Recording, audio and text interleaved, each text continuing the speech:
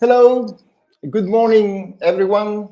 A very warm welcome to Nextv Series USA. My name is Juan Pablo Conti, and I am the Director of Events North America at Daytaxis. We're webcasting live, and we really want to thank the hundreds of executives joining us today from across the country. We're very excited to finally bring here to the US our flagship global series of events about the future of TV and OTT. Just as we have been doing for so many years now in our conferences in Europe, Latin America, Africa, the Middle East, and Asia Pacific, we're bringing together every key market player in the game. Among our speakers and attendees joining us today, you will see and hear from representatives from the leading US media groups, MVPDs, VMVPDs, the TV networks, national broadcasters, SVODs, AVODs, fast OTT services, content owners, connected TV platforms, and ISPs. This won't take anyone in our audience by surprise, but as you may have noticed, things are changing in the industry. They're changing fast, and they are changing dramatically. We are witnessing practically on a daily basis now is the sort of tectonic movements that go beyond simply introducing disruption. These major shifts, in this case, triggered by the sophisticated ways that consumers are choosing to access their live and on-demand content, have all the hallmarks of irreversible trends that will end up, you could argue, already are reshaping the world of media, entertainment, and telecommunications. Well-established companies, which in some cases are even leading their own segments, will, if not disappear, probably be absorbed by other groups that you could, or in some instances, could not have anticipated. Survival of the fittest will apply, particularly among the giant streaming players where much of the disruption is concentrating these days.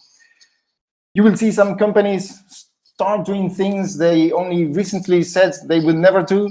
You will see others making surprising moves, launching new services, canceling existing ones, and in general, trying new tactics in an effort to remain focused and relevant to their customers. We have 5 panels today filled with the nation's leading industry experts on TV and OTT. They will help us understand the direction in which things are changing, the threats they face, but also the unique opportunities that always come at times such as this. For those of you who have been attending our virtual conferences during the past couple of years, you will notice that we have migrated to a new and more versatile virtual events platform. So out goes Swapcard, in comes Soho Backstage, a platform that integrates into a single user interface the events websites with live access to the discussion panels. You will still be able to network, set up meetings, and exchange ideas with the rest of the attendees and speakers. So be sure to make the most out of this tool. I want to especially thank the sponsors who make this event possible. So to our silver sponsors, Bitmoving and Canu, thank you for your support. Let's not waste a single additional second and introduce the four panelists that will be talking with me during this opening session about one of the hottest topics in the world of pay TV right now, super aggregation. We have invited a group of executives from 3 cable and IPTV operators who will be joined by an executive from one of the nation's leading premium TV networks, a company that also runs a streaming service, which is being distributed both as a D2C and as an OTT integrated into different third-party platforms. So let's introduce them. Patricia Callahan is the Senior Director, Consumer and Business Products at Breezeline. She's joining us out of New York. Out of Atlanta, Lars Lofas is the Vice President, Residential Products of Cox Communications.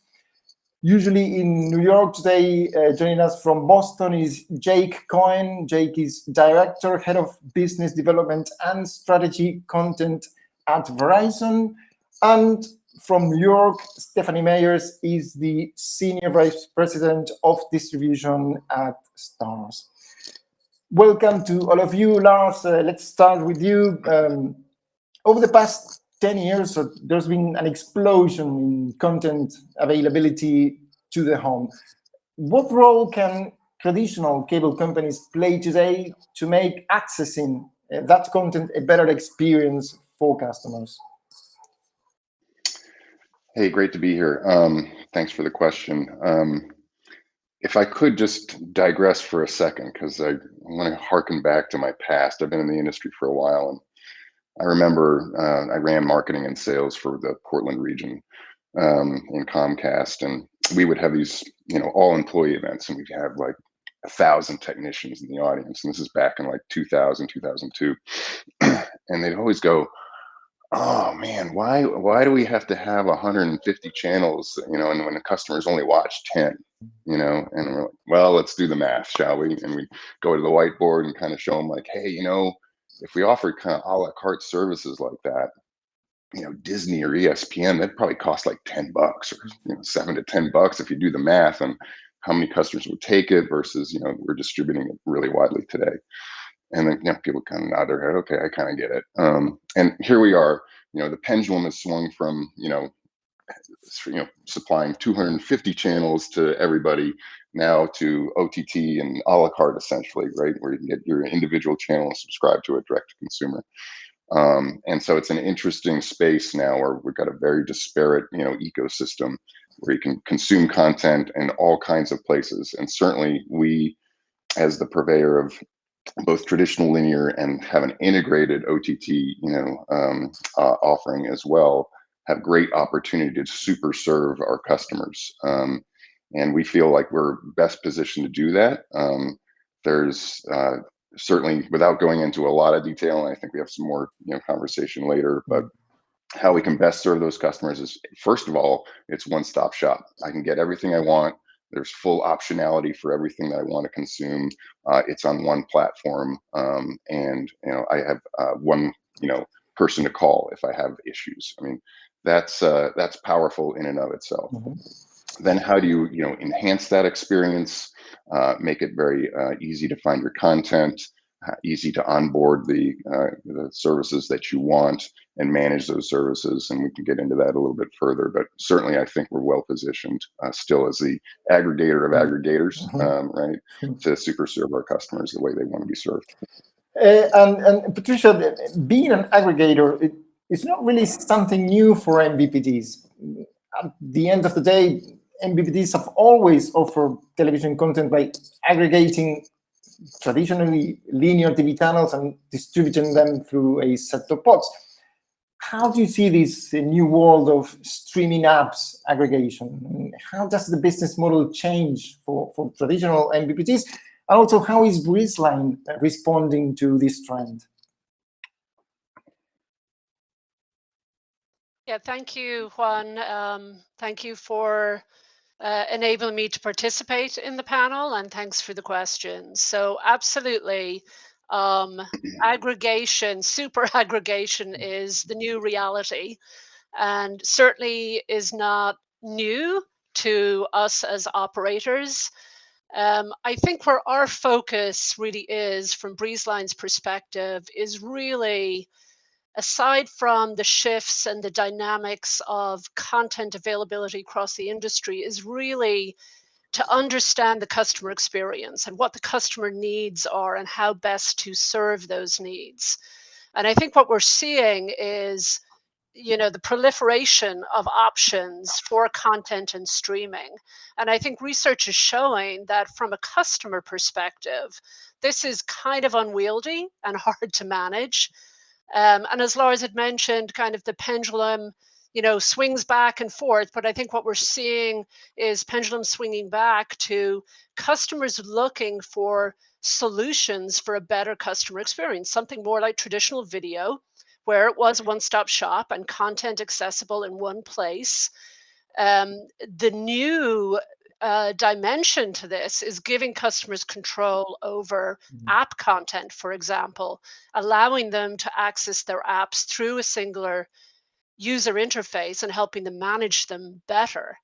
And I think we believe, similar to what Laura's positioned, as their internet service provider, we're the gateway or the hub to their video content. And what can we do as a value add? We can again continue to focus on the customer experience, offer them choice, simplicity, and really important, some kind of unified experience across this content, which is available in a very fragmented way today.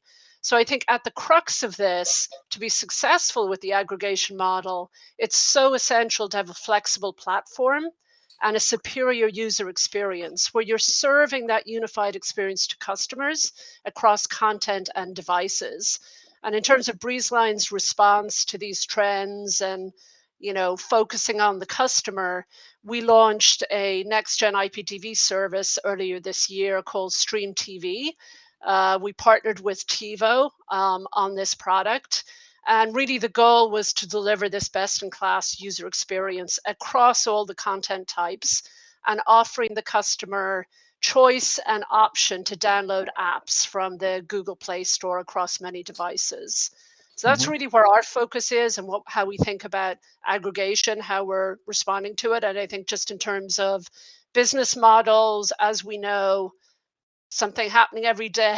A lot of, I believe, experimentation and trialing will be happening in the near future.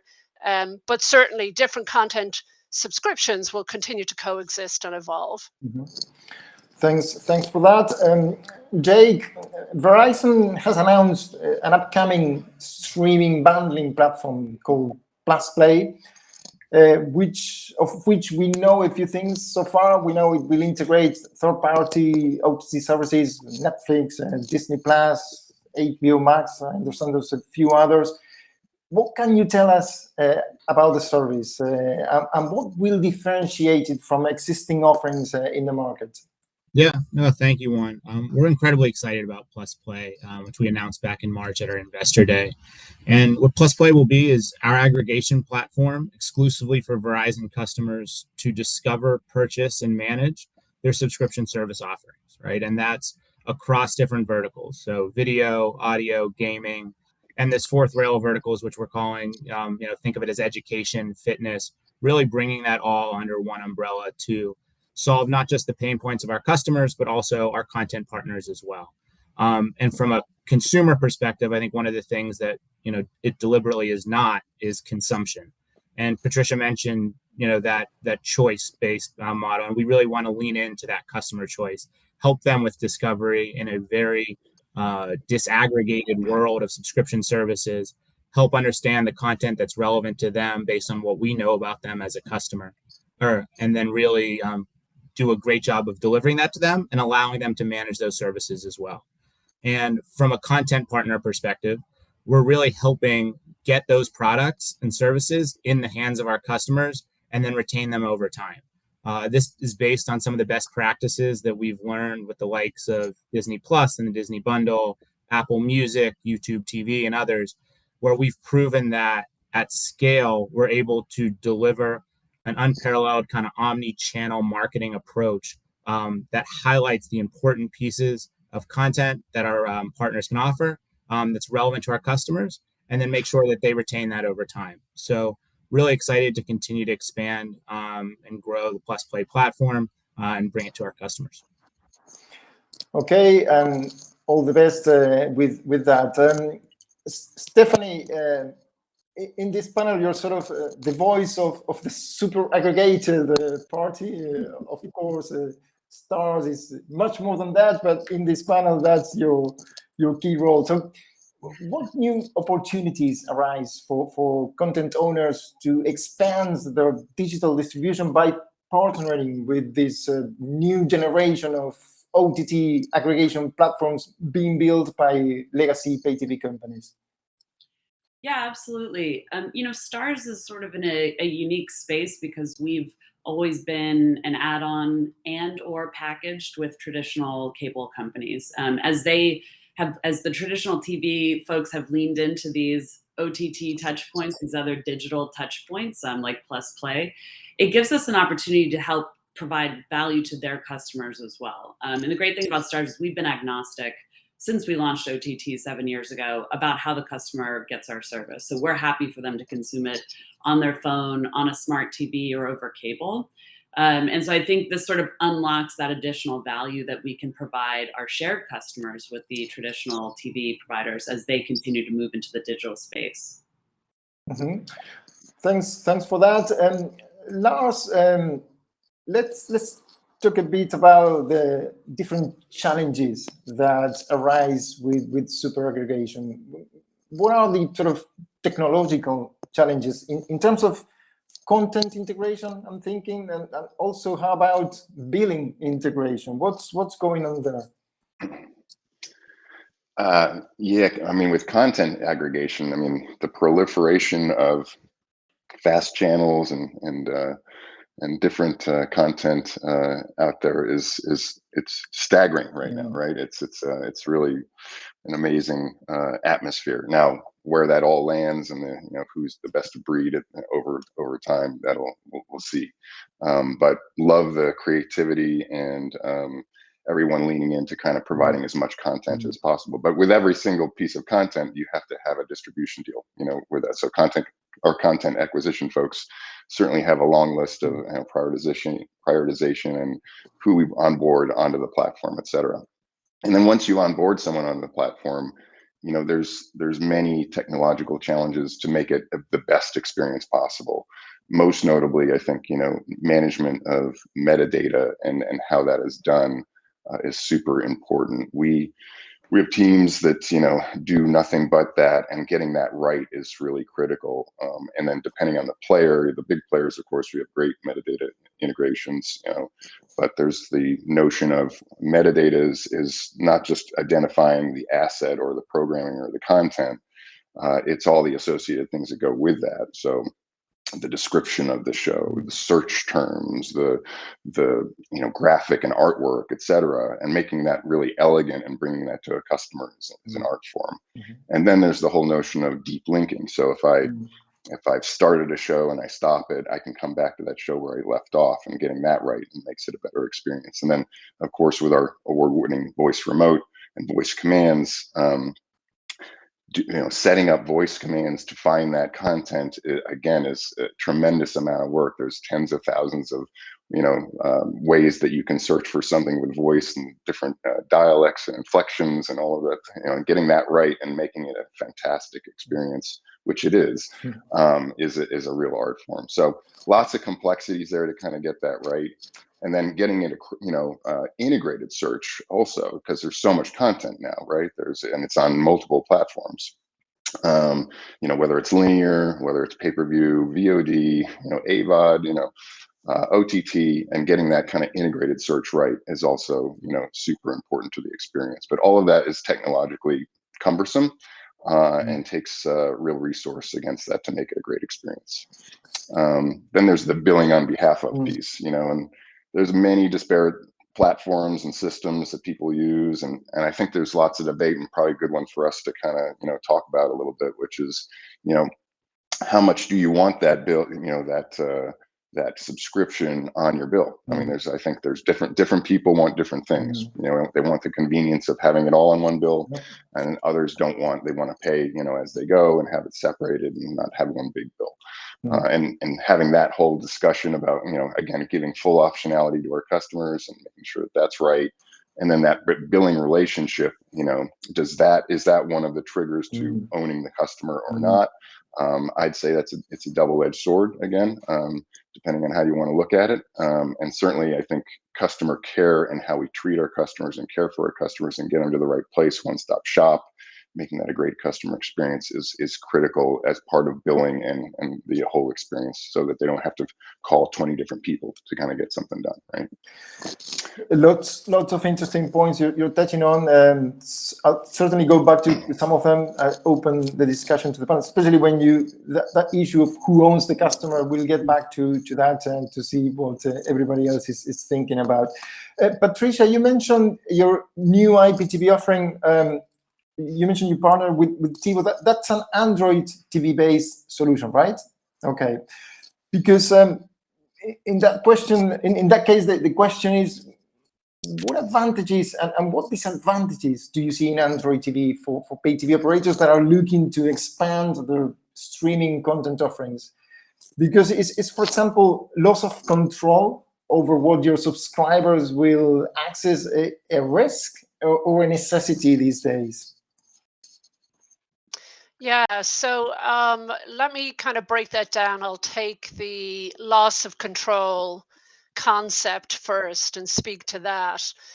So I think, while we as an operator don't control all the moving parts, we do manage the aggregation and the delivery of content to the customer.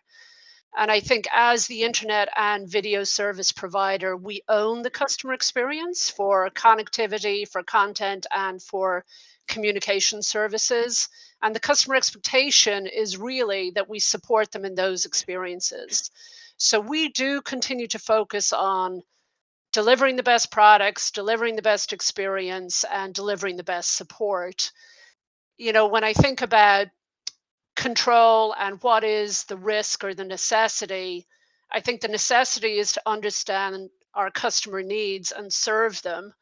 And I think the risk is not serving them and remaining status quo. So that's kind of how I see that concept in terms of loss of control. I don't see it as a black and white. I think it's there are dimensions to it, but I think at the core of it, as an operator, we see ourselves as managing that customer relationship and the customer experience. Regarding the Android platform, so, we were looking to evolve our video product, and we've done a lot of research over many, many years in terms of when we would dip our toe in the water of IPTV. And we did select an Android platform. We launched it earlier this year, Stream TV, and we're rolling it out across markets. Mentioned earlier that we partnered with TiVo.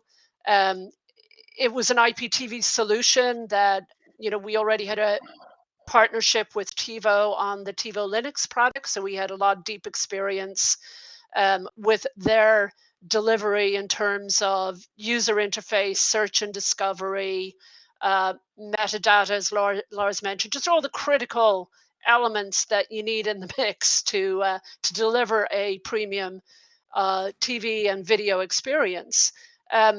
The IPTV solution that we selected actually had already been successfully launched by multiple operators and resonated with customers. And that was a key success factor for us, having a proven solution that we knew our customers would value, and that it had a lot of different experiences we were looking for: flexibility, a self-install product right out of the gate, personalization with search and discovery, voice search, which is very powerful, and the ability to download apps from the Google Play Store, which we think is a huge factor in the choice concept, giving customers that choice, and then having that same unified experience across different interfaces and devices and mobility of content.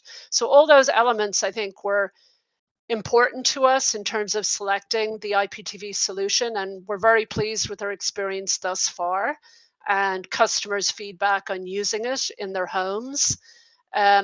The ecosystem of Android with Google is immense with the apps that you can download. So I think that's a huge advantage, that we are continuing to learn and work with.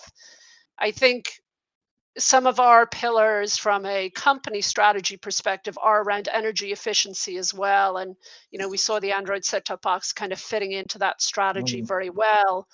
And it also is very complementary to our broadband first strategy, which we've moved towards in the last 18 months. Very strong leading on broadband and then giving choice of video to our customers. So we're still rolling the product out. We're still learning. In terms of disadvantages, none come to mind immediately, but certainly there's a learning curve, right? So I would say one of the biggest learning curves is really supporting the very wide scope of video products. So we have a lot of legacy video products, and now we are rolling out and developing at a rapid pace our new video products simultaneously. So really balancing the focus, the prioritization, the resourcing, and the customer experience across that video product portfolio. Okay, thanks for that. Interesting. Jake, and I will put this same question to Stephanie. Do you think revenue sharing will continue to be the dominant business model for integration partnerships between MVPDs and OTTs, or do you expect alternative models to emerge? So let's hear the point of view of an MVPD, and then let's hear from Stephanie to provide a point of view from an integrated OTT. What's going on in terms of revenue sharing as the dominant business model these days for super aggregation? Yeah, no, thanks, Juan. I mean, I think that, for us, we make the deliberate decision to not be an owner of content, right? And in exchange for that marketing and distribution, we tend to lend itself towards that revenue share model, which I think for us works really well as with our content partners, because we share in that upside and we align our incentives so that we can grow with them, as well as, working to retain that customer over time.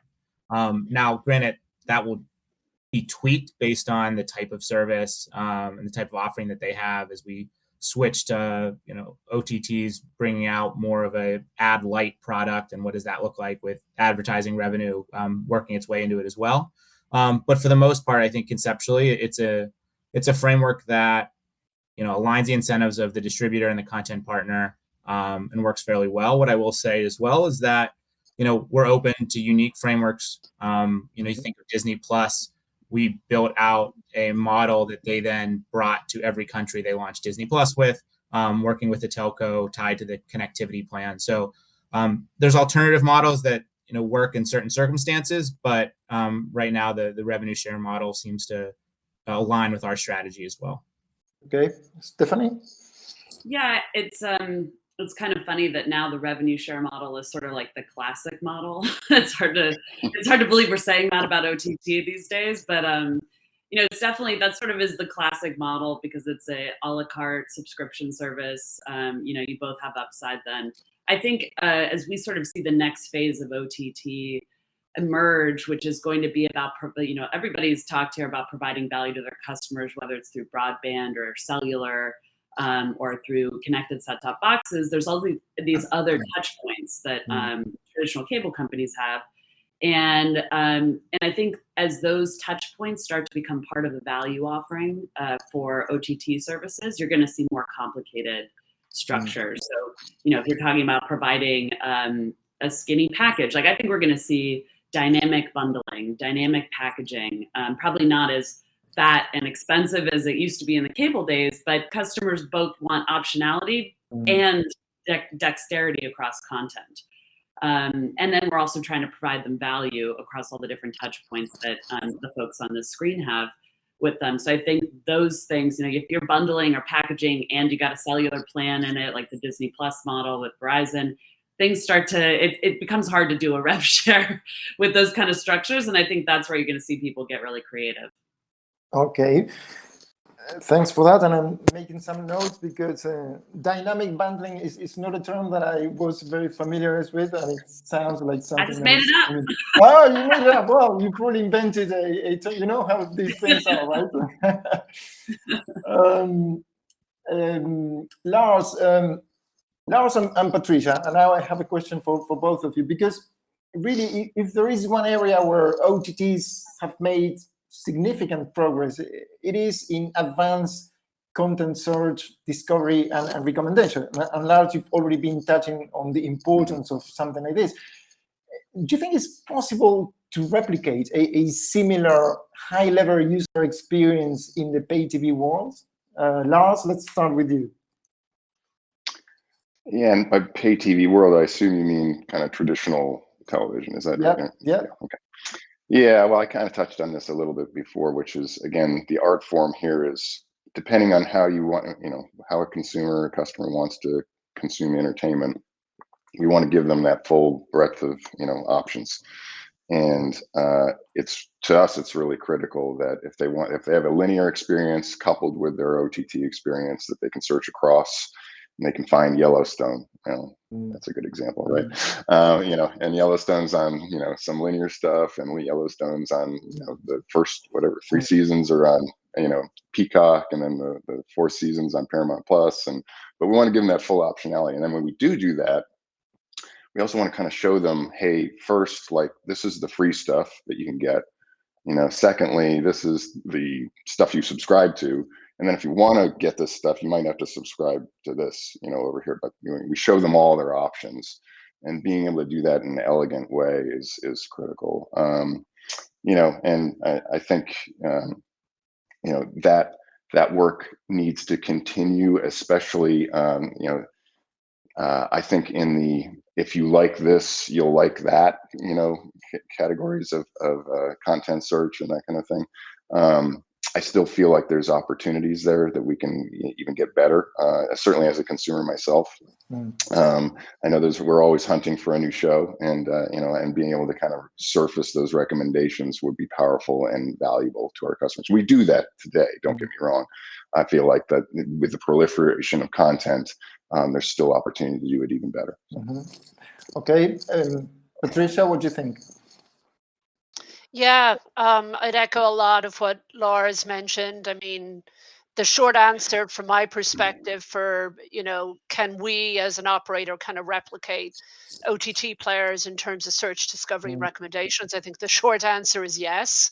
I think all advanced video products must have a superior user experience, have to have this unified experience across content with search, discovery, recommendations, and continuous evolution and improvements, as Lars was mentioning as well. That has to happen because I think we're only scratching the surface right now with certain paradigms of search, and we need to keep pushing that further. I think if we reflect on history with content and customer pain points and discovery of content, there's always been pain points, in terms of content available and how to find it. I think before it was navigating through hundreds of channels, not finding anything worthwhile to watch. Now it's toggling between different apps and interfaces and search models. So I think the opportunity is really back to that unified user experience, showing the customer, options, rich, powerful search and discovery. And we can't make the customer work to find content to satisfy their needs. That's absolutely critical. I think the key thing is, as well, back to the concept of choice, we need to cater to customers' preferences and choice for search and recommendations. There's a lot of different paradigms and models. Some customer segments like searching via the guide or channel surfing. Some like browsing on demand. But then the recommendations carousels, keyboard search, voice search, and recommendations are some of the evolutions that have come with OTT and I think have been adopted in some of the interfaces, including the IPTV interface that we have deployed. And that's really to kind of meet and satisfy the needs and surface that content. So I think more work to be done, but it's absolutely front and center and the key to really providing and adding value to the customer. Okay, and staying on the content search recommendation, Stephanie, once an OTT is integrated as an add-on into an operator's streaming platform, its content must compete with the rest of the services available in that platform. What are the challenges in these cases to highlight your own content and make sure that it is easily discoverable? Yeah, I mean, I'll echo what Lars and Patricia said. We're the critical experience for the customer and being able to find the content they need. That's the same problem we're having, from a streaming perspective as well as from the provider perspective. So we're all trying to solve that. I think our sometimes there's a tension between what we want the customer to see versus what the algorithm might just automatically serve up, right? Sometimes people don't know what they're looking for until you show it to them. So we build out plans with most of our partners that we've integrated our content with, whether it's through universal search or through a streaming platform or examples like that.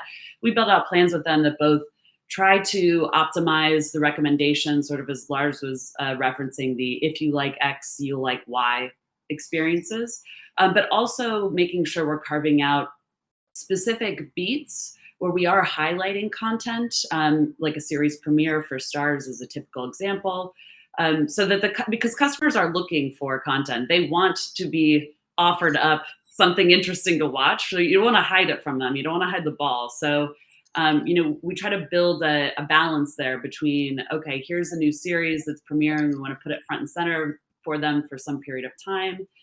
But we also want to make sure that we are, fitting into the algorithm, we're categorizing our content properly so that it is a part of the larger search and recommendation interface that serves the customer's needs the best way.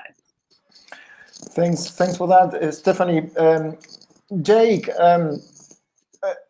when we think of Verizon, of course, one of the large US telecoms groups, but one thing that is different in your case is that unlike other large telecom groups, Verizon is not a content owner. What limitations and what opportunities does this situation create when it comes to designing a super aggregation strategy? Yeah, no, absolutely. And I think, given the deliberate choice of that, I would love to speak to the opportunities that presents both for our consumers as well as our partners, right? From a consumer perspective, given that we don't have owned and operated content, we can serve the customer with the content that's most relevant to them, right? And not force upon them our owned and operated titles and what have you, because we're agnostic to some extent. We can be Switzerland for our content partners, and because of that, we can provide them with meaningful content based on what we know about them as a consumer, based on other subscription services that they have, or what we know about them from a demographic standpoint. So because of that, it really solves that pain point of not being forced marketing and advertising, but rather consuming content that's most relevant. And although this is a little contradictory to what I just said, on the partner side, that premier inventory that is typically reserved for owned and operated content, we can utilize that for our partners' content as well, right? So when you think about Plus Play, right, our partners' content is really going to rise to the top of that. Whereas with some of the other aggregators who have their own owned and operated service, they're going to highlight that own service, and then you'll see kind of the partner services fall below the line there. So it really presents a unique opportunity to highlight the things that are most meaningful to them in a premier slot, while also providing that consumer with a customized and personalized experience. The last thing that I think is really unique about our position, not owning content, goes back to what Stephanie said around some dynamic bundling and new structures that might come about. And TELUS actually in Canada did this a couple months ago, where as part of their plan, they were bundling Netflix, Discovery Plus, and Apple TV Plus. And if you think about that, what makes it unique by not owning content is that we can be agnostic. We can provide this offering as a bundle to our consumers, right? And there is no lead there. Whereas if, I don't know, if Discovery were to do it in of themselves, right? How do you determine how that login flow works, and how do you determine who's marketed first, right? But by being agnostic, we're able to really serve that bundle in of itself and deliver a really compelling offer to our customers. Okay, good answer there. Lars, are hybrid set-top boxes the most sensible strategy for operators with legacy pay TV services these days? Well, it's interesting. I mean, obviously the proliferation of smart TVs is, I mean, it's like 3 out of 4 households now have one. I mean, it's staggering. It's amazing. Now, that said, I mean, some of those TVs are enabled with, and they're using that connectivity through that TV, and some of them are not. Yeah. And there's many TVs that do not have that. And then in my home, I like to joke, I'm glad I have a lot of HDMI inputs in my TV because I've got, your DirecTV stream, I've got Roku, I've got Chromecast, Fire TV, Apple TV, Flex from Comcast, Next Class TV as well. So just because that's my job, right? Of course, yes. Just for to research, check it out. right? That's exactly right. But it's interesting. I mean, you need those devices depending on the TV that you got. And then also, I would say that once you have a device such as Flex, in our case, it's our Contour Stream Player. That device, how you put the software stack, the firmware stack on there, and the services you provide for value add, because the ecosystem right now, again, it's very disparate. The experiences are very different depending on which platform you're on. Again, I feel like our Contour Stream Player platform is a very elegant platform. We recently actually relaunched our Contour Stream Player product because we have a new live guide on there that gives you kind of a linear experience, and then it also has the app experience as well. We beefed up our content partnerships, and then we're also selling it in a different way now. So all of that kind of bodes to serve the customer the way they want to be served, and certainly give them the very best device in their home to give them the best experience, and that's our focus. Stephanie and Jake, let's put this same question to both of you, and let's bring some conflicts here. Programming disputes have been an historic feature of the relationship between programmers and distributors. What new friction points do you expect to see as super-aggregation models evolve? Stephanie? I think my perspective might be a little unique here. I started in the traditional space. I've flipped over to running Starz' domestic OTT business, so I really focus on digital deals. And obviously, the more touch points partners have with each other, the more lines of business they have. Of course, there are going to be points of friction. But one thing that I've seen in this space is it's actually reduced a lot of friction because, it's a whole new world. We don't have the captive audiences we all had 15 years ago, either as a premium or as a TV provider. We both have to serve the customer. I mean, this whole conversation has been about serving the customer, whether it's through the streaming product, the device, the customer offering with Verizon. We're all focused on this together now. And so I think that actually reduces a lot of friction because we have shared goal to grow that customer base, to serve them as best as possible.